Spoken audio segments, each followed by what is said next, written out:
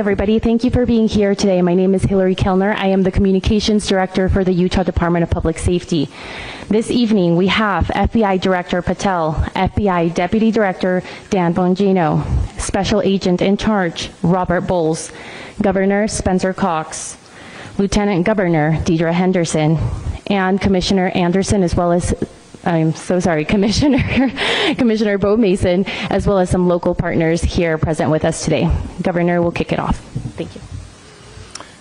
Ladies and gentlemen, thank you for joining us here tonight. We appreciate the media and the partnership we have with you in helping us to get information out to the public so that we can catch this assassin and hold him accountable. We are going to share a portion of a video and that we have of the suspect, as well as some new stills. Those have already been released, but we want to make sure that they get as much attention as possible so that we can get help from the public in tracking down this evil human being. So we're going to cue up the video right now. Show that. I've asked Commissioner Bo Mason if he would narrate to you what is happening in this video. Thank you, Governor. Bo Mason, Commissioner for the Utah Department of Public Safety. If you look up to the top left, you'll see the building where the shooter was proned out in the top left corner. We'll go ahead and play that video and I'll narrate as we walk through that. So here you see the suspect ran behind that upper building. He's going to come out on the right, moves to this far right corner. As he does, he's going to climb off the edge and then drop down to the ground. As he did that, he left some palm impressions. There's some smudges, some places we're looking to collect DNA. There's a shoe imprint where we believe the suspect is clearly identified as wearing Converse tennis shoes. Again, we'll replay that again so you can get another view of that.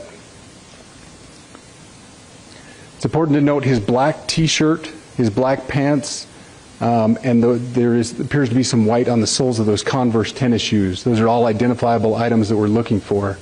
In the stills that are going to follow this, you're going to see a very distinctive t-shirt with an American flag and appears to have an eagle on it. There's also a baseball cap with a triangle on it and a pair of sunglasses. All distinctive, all things that we would ask the public to look for and try to identify if they know someone who has those items, who has been seen wearing those items. We're looking for all that information. Here you see the suspect after dropping off the building. He moved around across this grassy area, around the parking lot. We're going to pan to the right.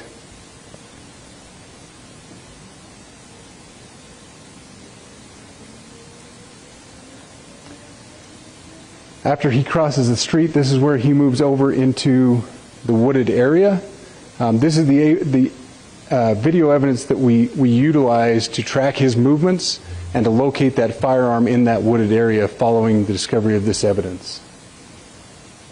Good. You want to go to the stills? So here's the still photographs I mentioned. These have been enhanced, so these are slightly different than what we introduced earlier.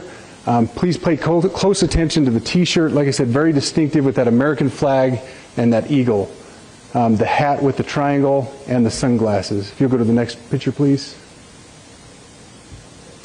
The backpack as well. All identifying features that we're hoping the public can help us identify and lead us to this suspect. Next picture. And again, there's a better picture of the hat with that triangle logo, and again the t-shirt. Blue jeans, and you get a good look at those Converse tennis shoes as well. We have pushed these out. We'll continue to push these out, and we just ask for the public's cooperation through the public. The tips that have been coming in are what are giving us our next leads and enabling us to continue to further this investigation. We've had great cooperation from the public, and we're continuing to ask for that as we move forward. Thank you, and I'll turn the time back over to Governor Cox. Thank you so much, Commissioner Mason. I want to thank Director Patel and his team. It's great to have them on the ground with us tonight.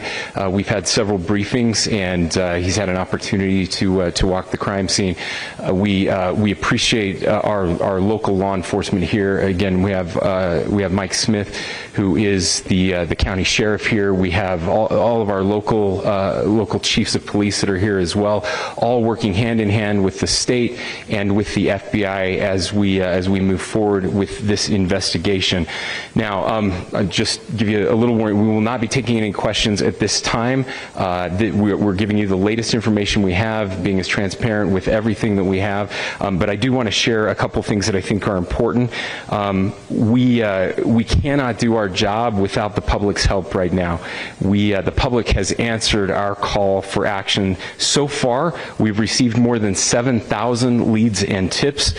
I would just note that the FBI hasn't received this many digital media tips from the public since the Boston Marathon bombing. This case also highlights the dedication of our law enforcement community. We have 20 federal, state, and local law enforcement partners that are working shoulder to shoulder to find the person who committed this horrific crime. With their support, we've completed nearly 200 interviews.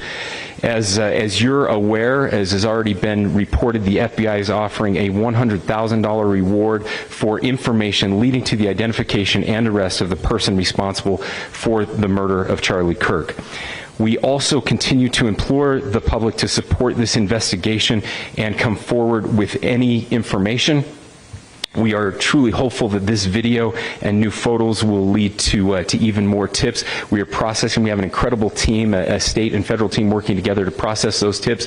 We are going out in tandem to interview any potential person of interest or suspects. But we need, again, we need as much help as we can possibly get.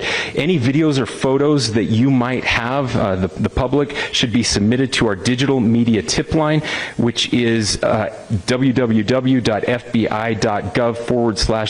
Valley shooting, all lowercase.